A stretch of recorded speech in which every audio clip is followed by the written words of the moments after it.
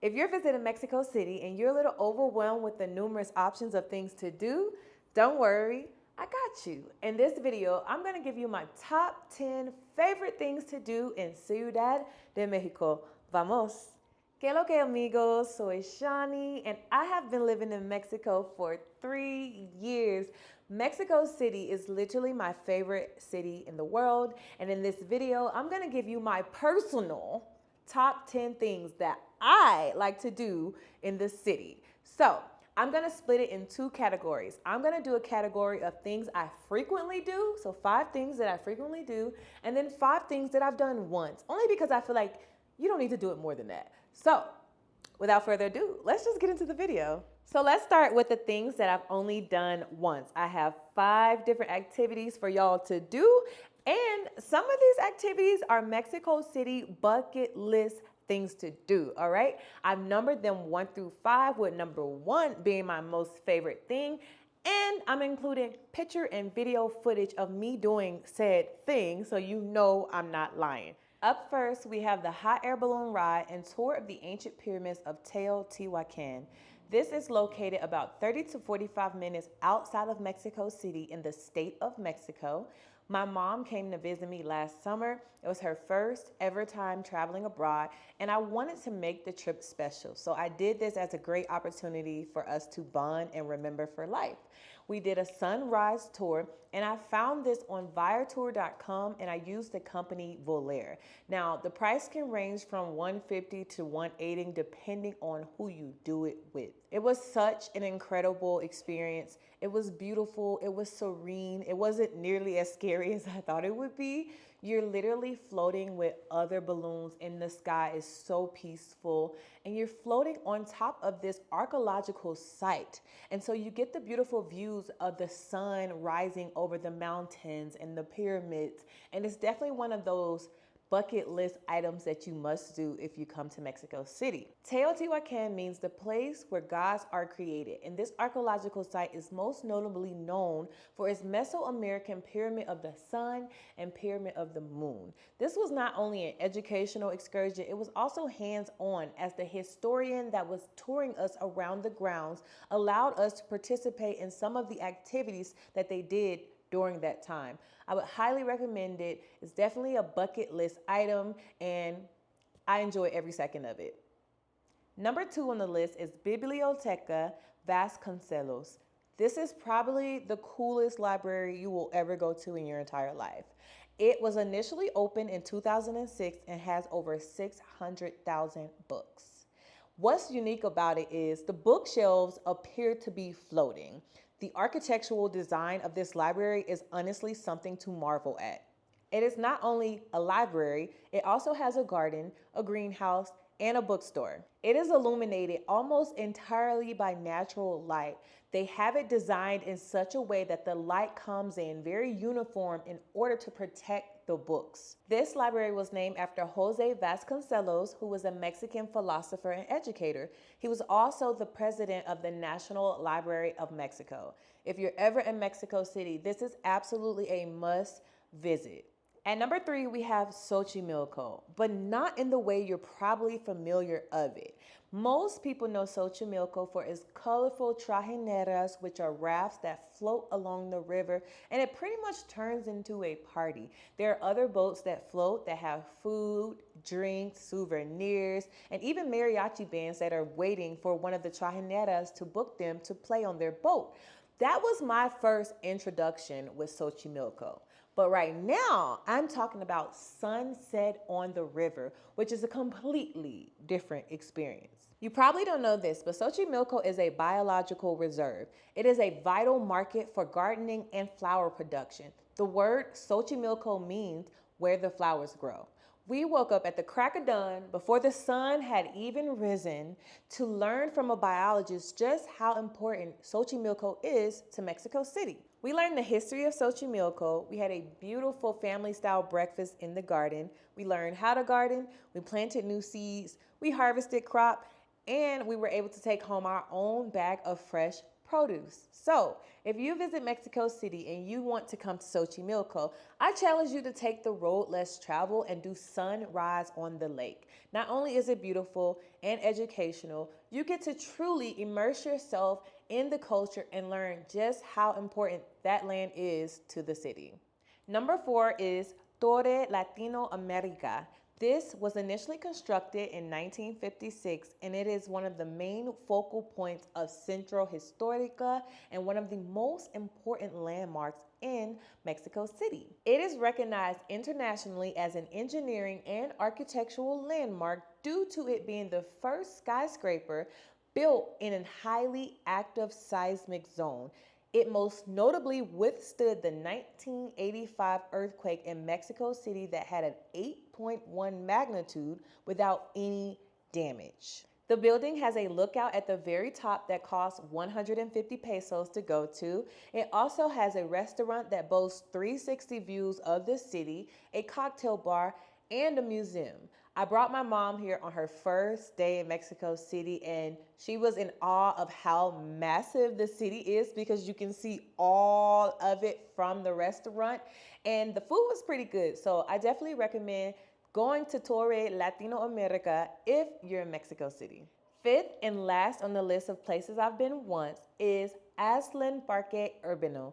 Now, I initially thought this was just the Ferris wheel. You can see this Ferris wheel from various parts of the city, and I had been telling myself I want to go visit that. So I asked my friend to come with me, and when we arrived, we were actually surprised to find out this was actually a miniature amusement park. Fun fact, it used to be open and operated by the Mexican government before it was shut down in 2019, renovated, and recently reopened in March of 2024. There are roller coasters, bumper carts, a carousel, many other rides, vendors, restaurants, movies. It's a lot to do in this park. It's perfect for family fun or a cute date night. Now, admission is free, but each ride has a cost associated with it. When I went, it wasn't fully open, so maybe by the time you see this video and go, they'll be 100% done with construction and you can experience it in totality. But I would definitely recommend it, and honestly, I will go again, but not until it's fully complete. Okay, now we're moving on to the top 5 things I do on a consistent basis here in Mexico City. The number 1 spot belongs to Muévete en bici. This is my absolute favorite thing to do in the city, hands down. As someone who loves to work out and stay active, Muévete en bici is a mobility program that 20 million people participate in annually in open street events. So what happens is they shut down some of the most iconic streets here in Mexico City, such as Paseo de Reforma, and only allow it for pedestrians to run, walk, skate, bike, anything that gets your body moving. I love it because you will see full families out riding bikes together or skating together. And I love seeing people get active and enjoy nature and be outside. It is every Sunday from 8 a.m. to 2 p.m. And along the streets, you will see fitness classes, bike lessons for children, and all sorts of vendors, from people selling water to people selling protective gear so that you stay safe. They also sometimes do it at night. So this is a family fun event. If you're someone that loves to be outside in the sun, fresh air, get your body moving, this is definitely for you. And you're probably thinking, girl, I'm only gonna be here for 3 days. How can I participate in that? Well, lucky for you, there are so many bikes around the city that you can rent for a very small cost so that you can participate in this as well. So please don't feel like you will be left out. You can participate. The bikes are everywhere. So definitely do it when you come to the city. Number 2 on this list is Laguna. I love this market. Did anyone else grow up watching Antique Roadshow or their parents dragging them into thrift stores? Or is it just me? So this is what it feels like. It feels like a huge market where you're able to find everything under the sun. And I do mean everything, from jewelry, furniture, clothing, keepsakes, you name it, it's there. And all kinds of beautiful antiques. If you're an artsy, eclectic person, you're gonna thrive here. Lagunitas is a perfect way to spend a Sunday walking under the hundreds of tianguis, which are tents, searching for miscellaneous items. It's a thrifter's paradise.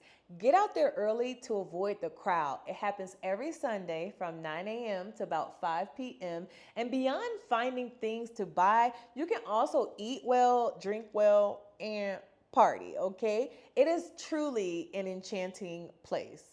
Number 3 on this list is visit a museum. Mexico City has over 150 museums. They have the most museums on the Western Hemisphere of the world. So there's no shortage of history to learn and culture to indulge in. With topics that include art, history, literature, anthropology, and even chocolate, you will find a museum that sparks your curiosity. Some of my favorite museums I've visited so far are Casa Azul, Palacio de Bellas Artes, the Museum of Anthropology, and UMEX.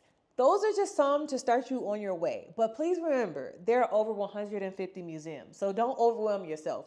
Pro tip, most museums are free on Sunday. Number 4 on the list is take a stroll through a park. I do this quite often. Mexico City has so many parks, but is most famously known for Chapultepec Park, which is twice the size of New York City's Central Park.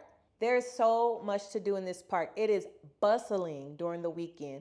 There's a library, a castle, museums, restaurants, so many vendors. You can rent a boat on the lake and just pedal around the lake and enjoy the wildlife that inhabit it. There's literally endless things to do in Chapultepec Park, and it's definitely worth a visit. But personally, my favorite park to go to is Parque Mexico because it is perfect for people watching. There is so much that goes on in this park, from fitness classes to photo shoots to meetups, people skating, biking, people out doing yoga, live bands. Like, it's literally just the perfect place to just go sit and people watch. And I do it often. I just really enjoy it. But I also go to this park for my boxing classes. So it is awesome park with so much to do, and I definitely recommend going. And yeah, I think you should definitely take a stroll through one of these parks if you visit Mexico City.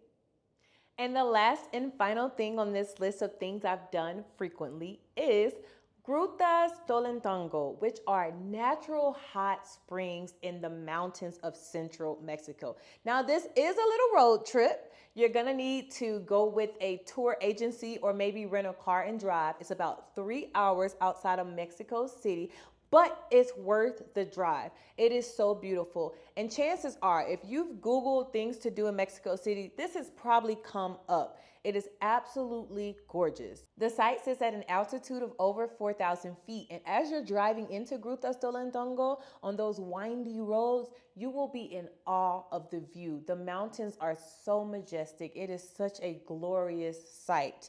And once you get on premises, there's a hotel if you want to stay overnight, as well as restaurants, and you can camp if you choose to be more in tune with nature. Grutas Tolentongo is cash only, so please keep that in mind. If you go, they do not accept cards at all. You're literally in the mountains, so please don't expect Wi-Fi either. You will not have service. But make sure you come prepared with water shoes and something protective of your phone or camera if you want to record your experience. But overall, it is beautiful. I have been twice, once with my mom and once with a friend, and I will happily go again. All right, y'all, that is my comprehensive guide on things to do in Mexico City from someone who lives here, so you know you can trust it. If you have a trip planned in Mexico City, let me know in the comments which one of these activities appealed to you the most. I recommend them all, to be quite honest, and I know if you're only here for a short amount of time, you probably can't do everything, but at least I gave you a really good guide on what you should do, all right? If you made it to the end of this video, I appreciate it so much, y'all. I'm just a small YouTuber trying to make her way on up, all right? So thank you for supporting my channel. I will see y'all in the next video. Bye.